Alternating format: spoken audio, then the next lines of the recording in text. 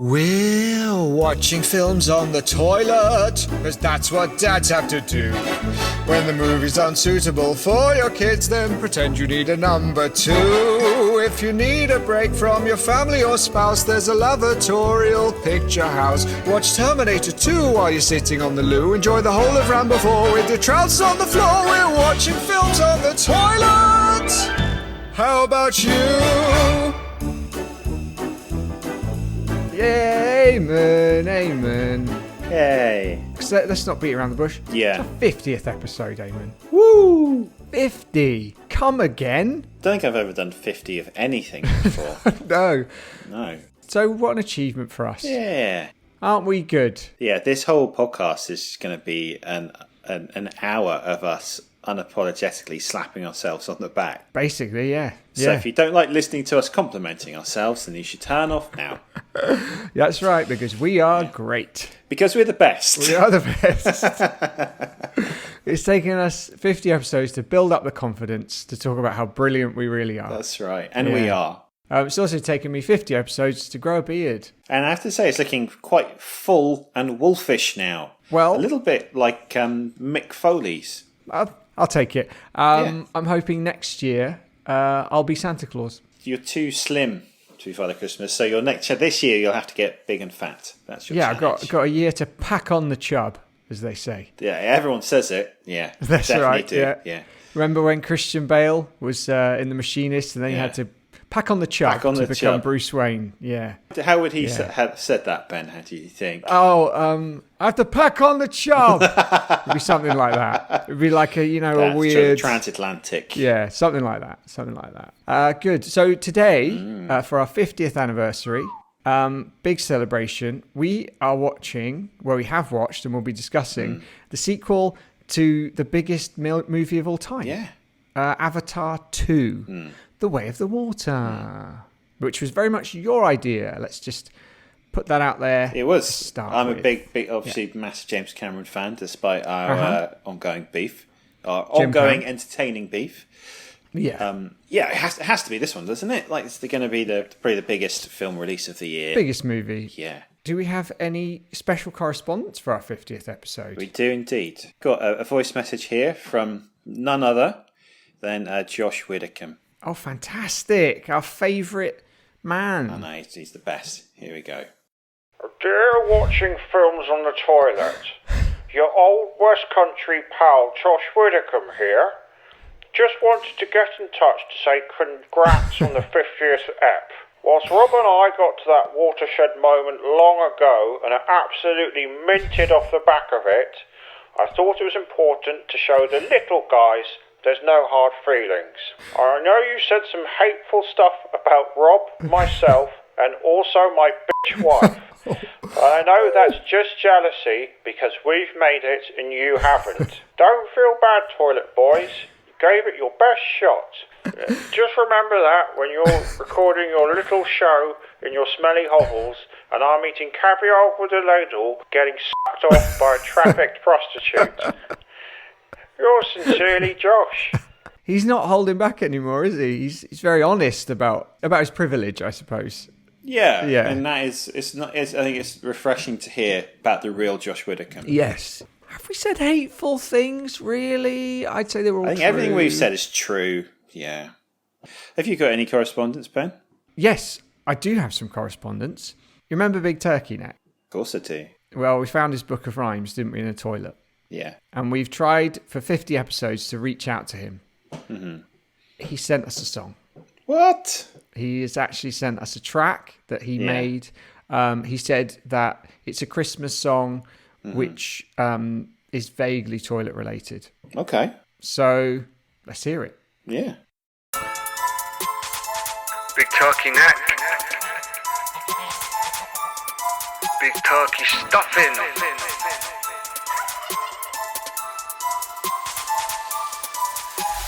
This year for Christmas I should have stayed in bed.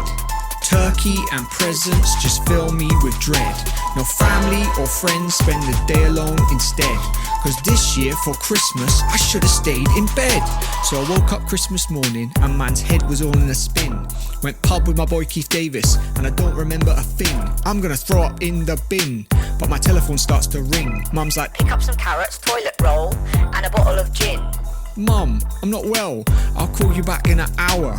You best not be late for Christmas, boy, now get yourself in that shower. Lunch with a load of your friends, Mum, I think I might have the flu. She's like, Deborah's bringing her daughter and she's heard a lot about you. not in the mood for a blind date, Mum, and I don't care if she's cute. Then I saw her WhatsApp profile pic and I'm minding my Sunday suit. Okay, this year for Christmas I should have stayed in bed. Turkey and presents just fill me with dread. No family or friends, spend the day alone instead. Cause this year for Christmas I should have stayed in bed. So I pick up the food from the corner shop and make my way to Mum's place. Stomach started cramping, but I walk in with a smile on my face. Then I spy that girl across the table, no doubt she is fine. Reach out to shake her hand and knock over her glass of wine. Look what you did to my tablecloth. Mum's proper vexed, I can tell. The girl finds it funny that I'm getting told off and we're getting along quite well. But I get stabbing pain in my belly, so off to the bathroom I go and realise as I'm doing my business, I forgot to get toilet roll. This year for Christmas I should have stayed in bed. Turkey and presents just fill me with dread. No family or friends, spend the day alone instead. Cause this year for Christmas I should have stayed in bed. Man is stressed, so I send Keith Davis a text. There's this girl I'm trying to impress, but bruv, I'm literally a mess. I need some toilet roll quick, send, I'm waiting for the blue tick. But it takes too long, so I go to the shower to wash myself up a bit. Then I'm clean, I'm ready to go, and I'm dripping from head to toe. Where's the towel? I don't know, so I dry myself on my clothes.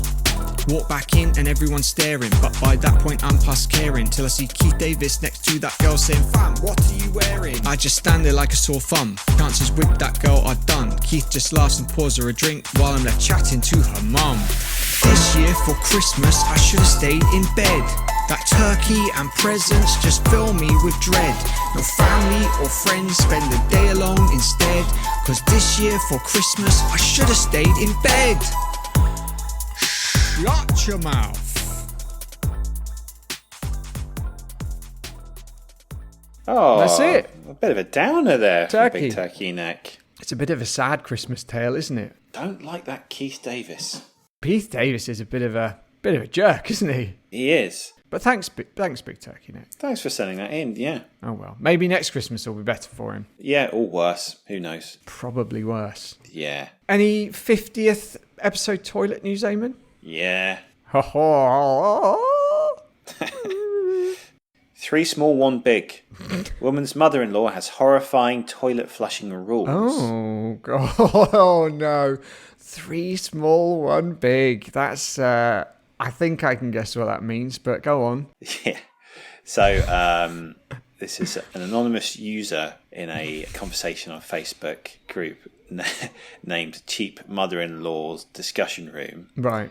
Said that her mother-in-law has this rule for the toilet, which is Right. 3 big and 1 small before you're allowed to flush.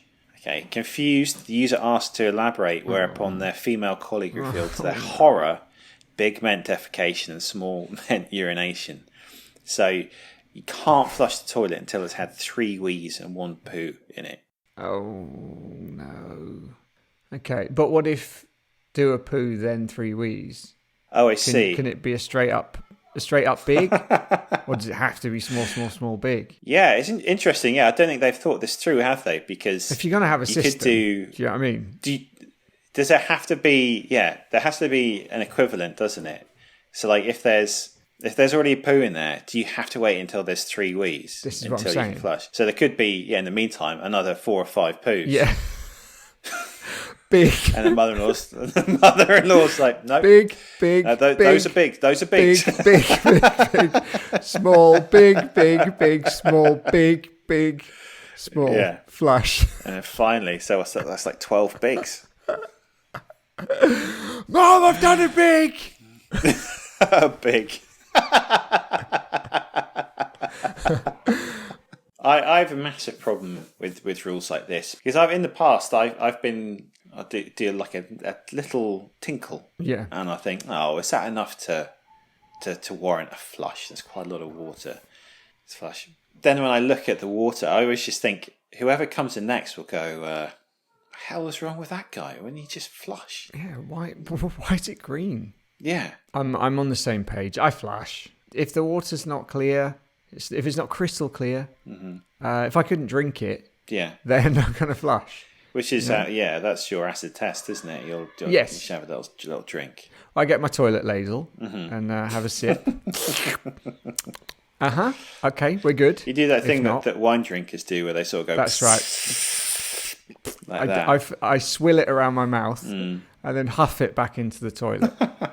And if I get a taste of small or big, then that's getting flushed, and I'm not, I won't use it until it's ready. Imagine leaving a big in there until there's been 3 weeks. That's disgusting. It's disgusting. Disgusting. So Ben, before we get into film chat, I'm delighted to say that earlier today, I had the privilege of talking with the writer and director of Avatar 2, James Cameron. What? You are kidding me. You spoke to James Cameron? I spoke to James Cameron. He was doing the junket tour, and I managed to get a couple of minutes with him. Whoa. With my trusty watching films on the toilet microphone. So cool.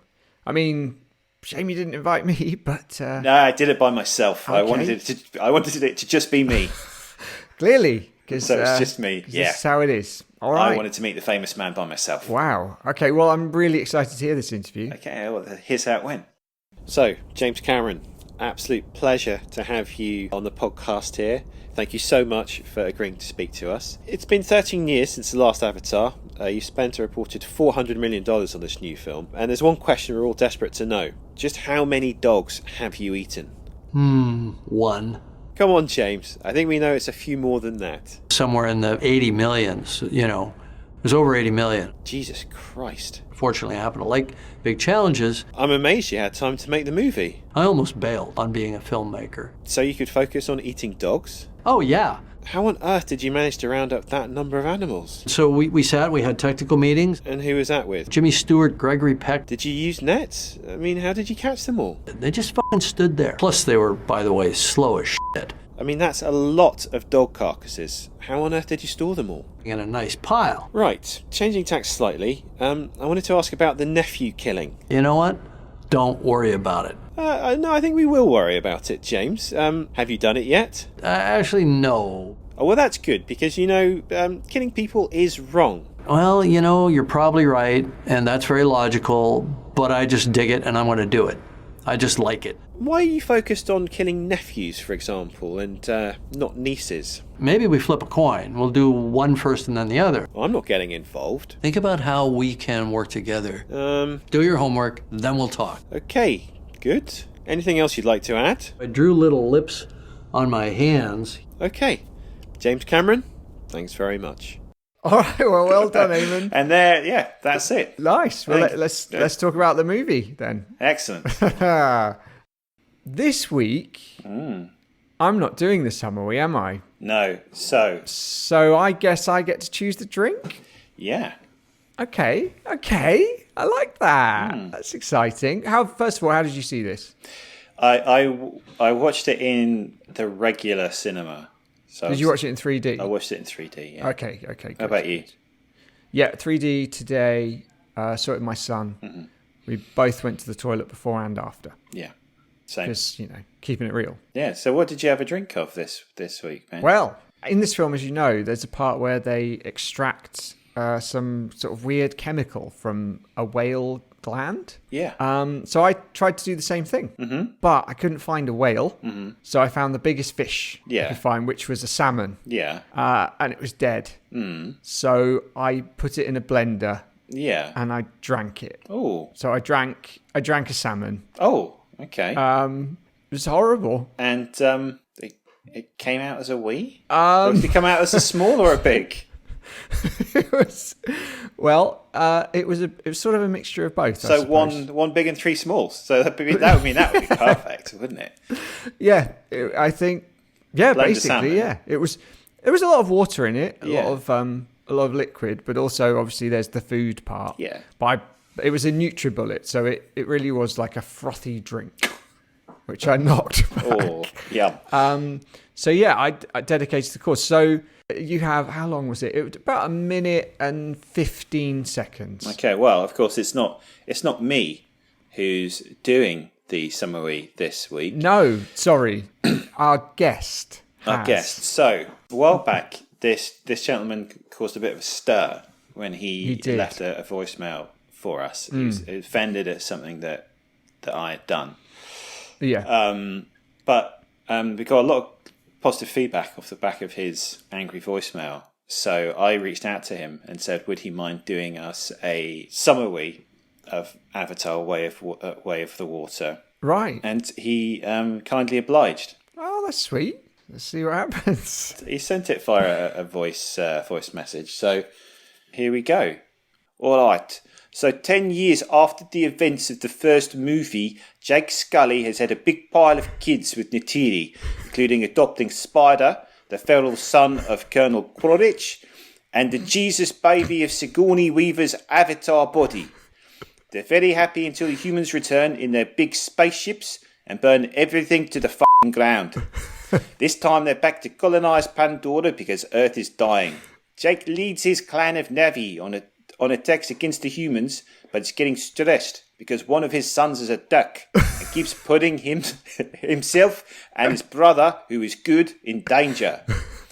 Quaritch and his marine goons are brought back as Navi avatars, which is explained in a painful bit of exposition, and kidnap Spider to get to Jake. Anyway, they're a bunch of dog tits. Jake, worried for the safety of his family, takes them to hide in the company of seafaring Navi. They're green, have bigger tails, and have forearms like Popeye, so they look even more stupid than the normal Navi. The second act is basically the same as the first film.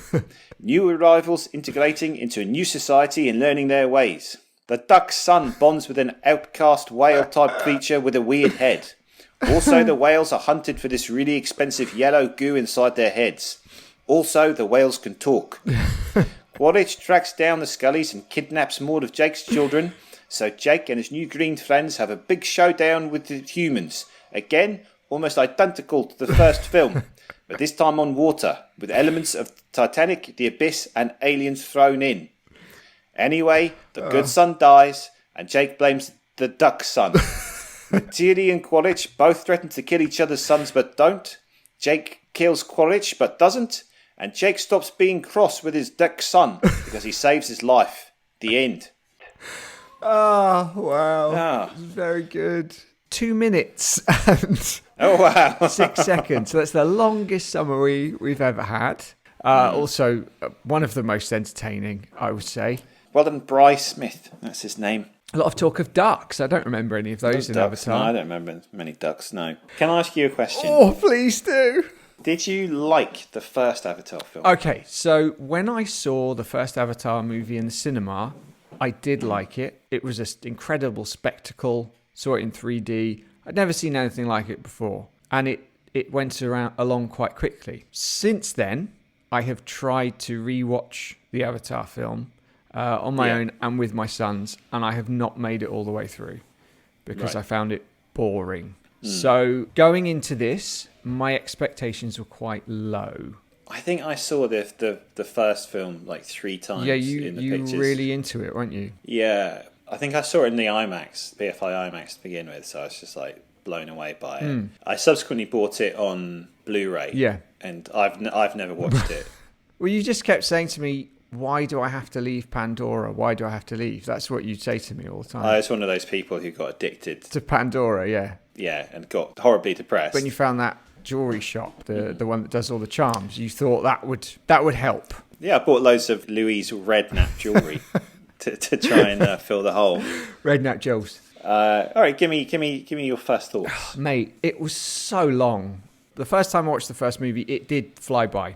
It didn't feel like a 3-hour movie.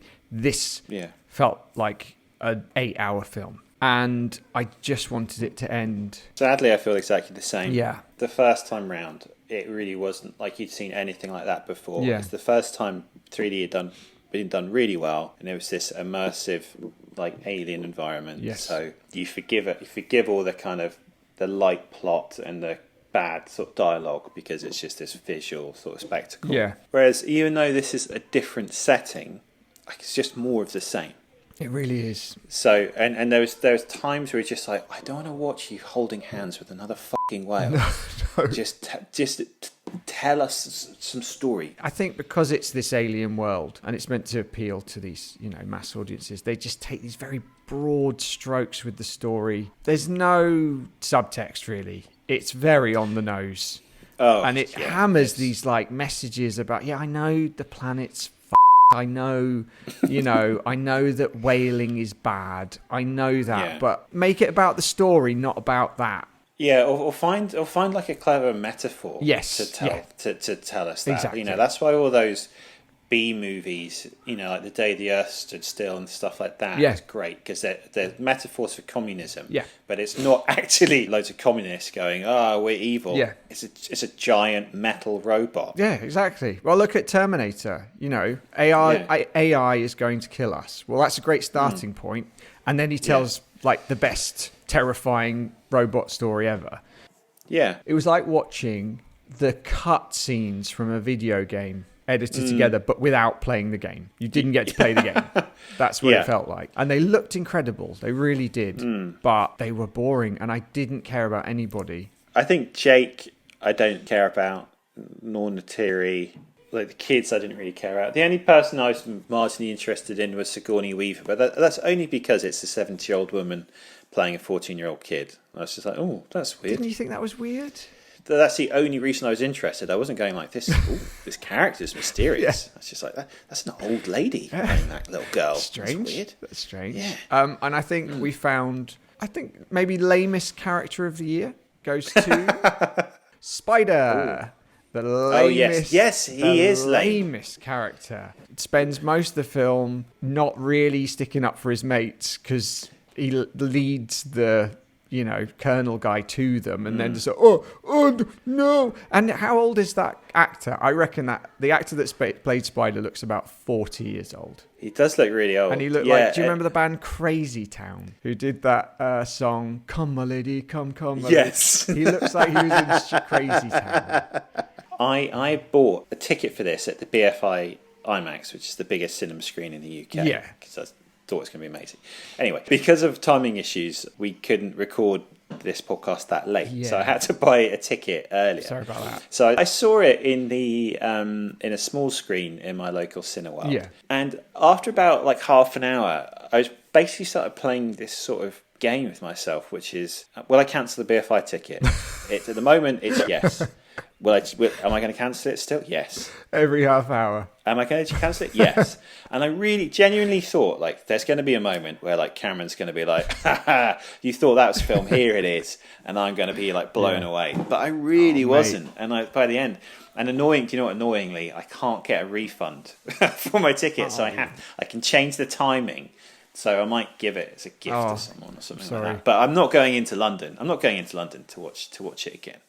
Like, there's no way. I was wondering how you were going to defend this film because it's indefensible. But I am sad because I know you really liked Avatar, and I really hoped it would blow me away. James Cameron is a legend. He's amazing. He's made some of our favourite movies. Yeah, but this is just not good. It's not a good film. It looks good, but that's it. Films like Terminator 2, for example, Jurassic Park, Star Wars, films that change the way movies are made. They introduce these, incredible technological breakthroughs, but also we remember them primarily because they're just great movies, just entertaining films. And this, it's not going to be remembered because it's boring. Well, just to use that example, so like Terminator 2, they took the morphing CGI technology and used that to create one of the scariest villains of all time in a film. And all I've read about and watched through the press of this film is, we had to develop the special technology to film underwater. Yeah. And when I was watching the underwater bit, I was just like, this is not in service of any plot. No. All we're doing is this is just an excuse to show off. Yes. Shooting underwater. I don't give a fuck how about this stuff. None of the underwater bits really added anything extra to the plot. They didn't. So all that BS about we had to invent these special cameras. It's like, yeah, just because you wanted to show off. Yeah. Because you love diving and you wanted to show off. You're adding nothing. That's to the story. He likes diving. Yeah, I think it really dawned on me how little impact it had on me when it got towards the end. And I normally get very emotionally invested in films.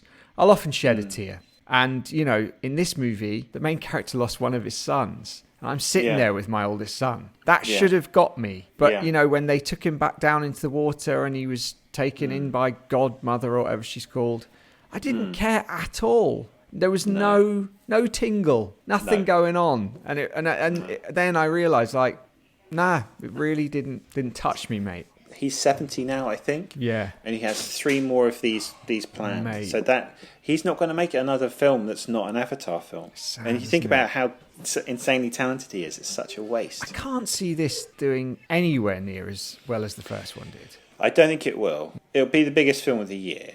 Or, well, into next year. It'll be probably next year's biggest film, probably. Like, you read the reviews. There's like 1 or 2, like the Times was going, it's all surface level. The plot is non-existent. Yeah. And there's like 1 other reviewer said that. But like Empire gave it 5 stars. Really? Yeah. Oh, They're just man. like, it's just a visual feast. It's like, but do you know what?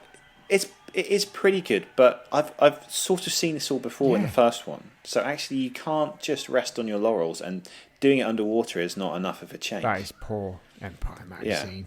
I imagine this is a lot like Donald Trump. You know, when Donald Trump came along the first time, we all loved him, didn't we? Oh, we all thought him, yeah. We all thought he was a breath of fresh air. Look at that man. He's so honest. Loved what he's saying. He had no track record. We didn't, so he had nothing. No filter. And so he was rightly voted in, and everyone loved the fact that he was voted in.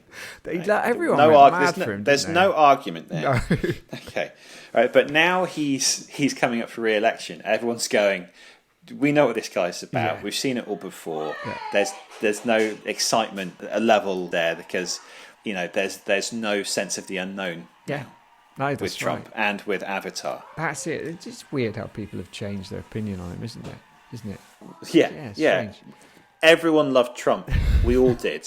We all loved him. Would you, if you had to become an avatar, like to infiltrate some kind of social group or professional group, what kind of avatar do you think you'd be? What would you want to get into? Maybe City Boy. Oh, go work in the city? Yeah. Grease back my hair. Yeah. On those pinstripe suits, the red braces, suitcase. Sounds great. Be like, I'm selling. I can't even do the speak. I'm selling some curtains. Yeah. At 1 o'clock for £8. Hey, Chris, have you seen the Dow Jones this morning? Jesus Christ.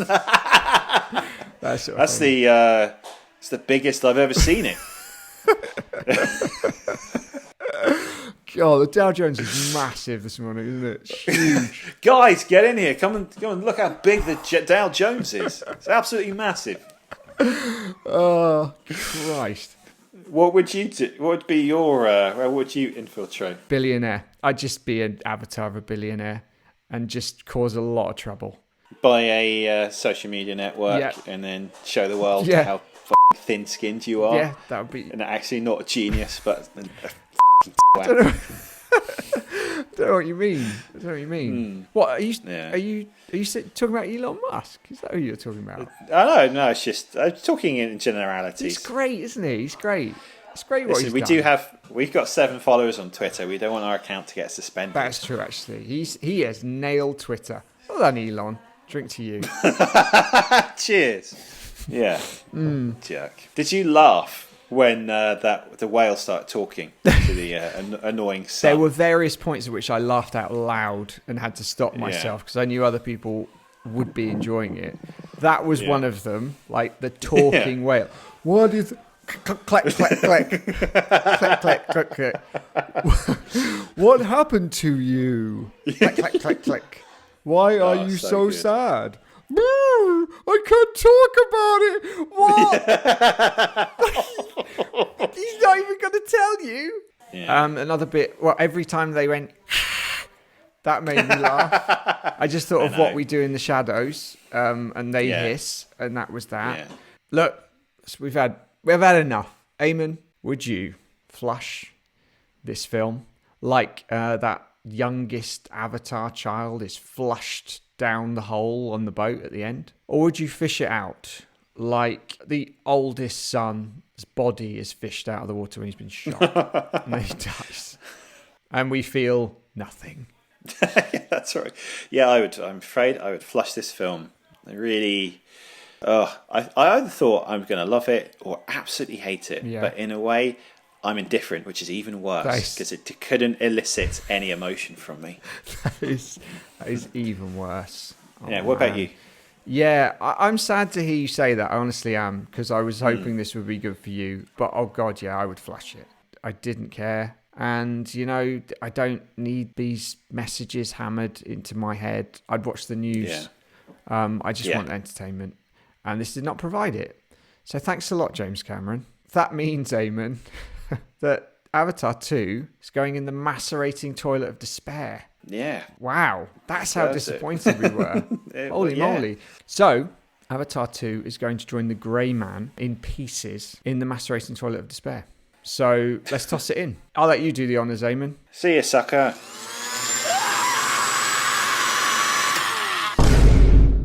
And there it is. Wow. What a... Poor. Who would have expected massive disappointment that was after 13 years. For our 50th episode, we have destroyed probably one of the most expensive films ever made. $400 million. What a waste of money. Estimates. What a waste.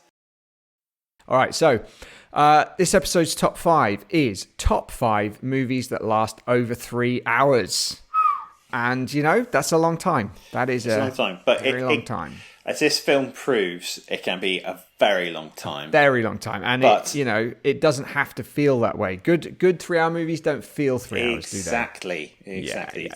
I'm looking at some of these films. I was like, I know they're long, but I was a bit surprised they were over 3 hours. For real. Cool. So winner gets to choose the next episode's film, and the loser has to forfeit.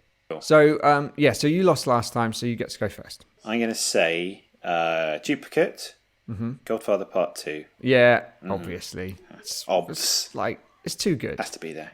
Has to. It's too good. I think you might have chosen Barry Lyndon. Do you know, I've not even seen that film, which is bad. Oh. Was that Kubrick? Yeah, it is. Yeah, I do like Kubrick, but that film. Yeah, I don't like the name Barry. I only think that's why I've not watched it. Oh, this film's meant to... No. Barry, I'm not going to watch this piece of shit. I mean, Barry, the show, is very good. Yeah, that's why I've not watched that. You've watched that for a long time. I know. Refuse. Fair enough. At least you stick to your guns. So I got to respect you for that. Okay, right. I'm going to say Avengers Endgame. Yeah, I think you've probably won, haven't you? Yeah, definitely. It's great. There's a film that flies by and justifies its running time, actually, because it has so many characters to deal with. Dense with plot. Deals with them very well, and is brilliant. That is so well plotted and so well paced. It is. And as I said, because there are so many interesting characters, it can be. Whereas Avatar 2, for example... There's like 4 characters. No interesting characters. I saw James Cameron sort of taking a shot at Endgame. He was going... you can't compare the animation of Jake's face with Thanos' face. And I was just thinking but it's a million times more interesting because of the stuff that Thanos does. Yeah, he's 100 times better villain than your Colonel. Yeah. Good. All right, so you got 2 and they were big ones. All right, this is Duplicate. Will it save me? Will it not? JFK. No, it does not. Are you joking? What? You like JFK? I do like JFK. Done it again, Eamonn. You've done it again. I do like JFK, but it's a load of absolute BS. I loved it at the time because I was just like, oh my God, I can't believe they've done this. This is profound. Yeah, and then I sort of read up on it subsequently, and it's just absolutely. It's like a precursor of QAnon. It's that level of ridiculous conspiracy. I think that might be the most decisive top 5 we've ever had. It was. That was a clean sweep. So go on. What did you have then? So I had Lawrence of Arabia, Godfather 2, Avengers Endgame, Magnolia, and JFK. What do you have? Godfather Part 2, Magnolia. It's a mad world, which I've had before. Very good film. Yeah. The Wolf of Wall Street. Okay. And another Scorsese jam. Can you guess what it is? 3 hours? The Irishman. The Irishman, yeah. It's a good film. But again, that 3 hours, and it does feel quite long, that film, but it's unbelievably compelling. It is, and the effects are dreadful, but it's still very compelling. Old man De Niro curb stomping that guy is just, it's dreadful. But it's, that's a third act that is just mind-blowing. Okay. So what's my forfeit then? Write a better film than Avatar. You've got a week. I'm sure you'll manage. Done. Yeah. I finished. Okay. All right. Of course, last episode, my forfeit was punching a policeman in the face. It was. And this is how that went. So this week, I've been challenged with hitting a police officer in the face. I've come into town to do just that. Here we go. Excuse me, officer. Yes, sir. Hi, it's me, Eamonn, from the Watching Films on the Toilet podcast. What can I do for you? Well, this week I've been tasked with punching a policeman in the face, and I was wondering if you'd mind if I hit you. Happy to oblige, sir. Really? Yes, sir. It's funny, actually. There's one of those funny old little known laws that says at Christmas you can smash a policeman in the face as hard as you can, and it's perfectly legal. Wow, that's lucky. Do you mind then? Happy to oblige. Right, here I go. Come on, you can do it harder than that, sir. I hardly felt that. Okay, if you want. Ah, yes, that's the ticket. Well, thank you, officer. I really appreciate it. Do you have a message for our listeners? Yes, if you really want to make a policeman's day this Christmas, then please, smack them in the face. There you go. I mean it, as hard as you can. We want it. Okay then, goodbye. Oh. There we go. Oh dear. Yeah. Oh dear. Lovely. Oh. Well. 50 episodes old. It's a great time to stop. It is, yeah. But we wouldn't do that, would we? Nah. We abide by the old mantra, always leave them wanting less. It's worked so far. Yeah, that is the maxim that we've always had in our heads when we've been making this show. Oh, who's that? I'm not expecting anyone, are you? No. I'll go and answer the door. Okay. Hang on. That's weird. Oh, hello. Watching films on toilet. Oh, Eamonn, there's a guy at the door who wants to speak to you. Oh, blimey. I don't know if anyone's told you this before. You look quite a lot like Arnold Schwarzenegger. Oh, Christ! Ah! Run, Eamonn, run! I can't keep up with you. You're so fast. Don't worry, I'll slow down for you. What are we going to do? Look, there's regular guest Alex Robson. He'll help us. Oh, hey guys. I was just thinking about you because I was thinking about your podcast, which made me think about my podcast, naturally. And because my podcast is Spider-Man the Animated Series podcast, where we interview cast and crew from the 90s animated show, along with reviewing episodes, talking about all the merchandise. Yeah, but... No, please don't interrupt me, shut up. And, of course, now I've lost my train of thought. Oh yeah, and also my brother, who's my co-host, is a DC and Marvel comic book artist and writer, so we get loads of insight from that as well.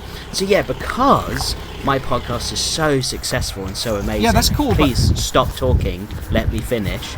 So because Spider-Man has been so successful, Spider-Man the Animated Series podcast, available on all podcast platforms, we've also started to do Batman the Animated Series podcast, Alex. and that's been even more succccessful. Yes, more than your show. And seriously? Why are you still trying to talk over me? Seriously, Alex. Please stop talking. Let me finish, for the love of God. Oh, God, Alex is dead. Keep running, Ben, but not as quickly as before. Okay, Eamonn, I'll pace myself for you. Hey, it's Big Ben from the Extreme Horror Replay podcast. Help us, Big Ben. Well, if it isn't Little Ben and Eamonn from Watching Films on the Toilet podcast. We need your help, Big Ben. You need my help? I don't know. I'm going to be brutally honest with you guys. We were just kind of using you for, listens and ratings on the podcast, and honestly, I don't like you. Oh, is it because we're so handsome? No, it's not that. No, you guys don't strike me as funny, honestly. And, you're British, so we whipped your ass in the war. Look, we're sorry if we've offended you, but that's not important right now. We're really sorry. Yeah, well, okay. We need your help. Nope, still not gonna help. There's a Terminator, and it's trying to... Oh no, not Big Ben as well. I guess that makes me Big Ben now. No, you're still Little Ben. Keep up, Eamonn. I can't run anymore. Let me get on your back. Fine. I think we've lost him anyway. Hi, comedy writer Lee. Oh, hi, guys. Oh, Eamonn, what are you doing on Ben's back? Nothing. You crazy pair. Anyway, look, I'm really glad I ran into you because I've been wanting to speak to you about something lately. All right. You know in Terminator 2, when the Terminator turns into John Connor's stepmom, yeah, and he's on the phone to Arnie, and Arnie goes, "What's the dog's name?" And then he goes, "How's Wolfie? I can hear him barking." And like he knows when the Terminator says Wolfie's fine, like he knows that means that the Terminator is there, because otherwise she would have gone, "It's not Wolfie, it's Max, what are you on about?" Anyway, after that, why does the Terminator just start like he puts an apron on and starts chopping carrots? What's it doing?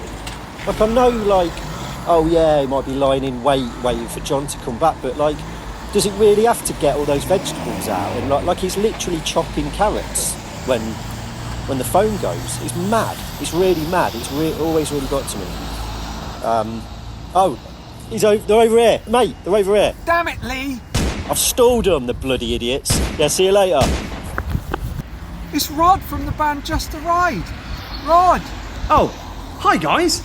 I've been meaning to catch up with you. It looks like the band is going out on tour, and we wondered if you guys would like to come with us as our comedic opening act. You know, we can make it worth your while, put you up in the finest travel lodge you've ever seen, and you can help yourself to the all-you-can-consume buffet of alcohol and cocaine that we usually have at any of our gigs, really. This all sounds amazing. What do you think? You in? We definitely like to do that, but... I think this is the end of the road, Ben. Yeah, literally, we've entered a cul-de-sac. Well, we've had a good run, haven't we? We sure have. I love you, Eamonn. Thanks very much. Oh. What? There's something I didn't tell you about my meeting with James Cameron. You're terminated.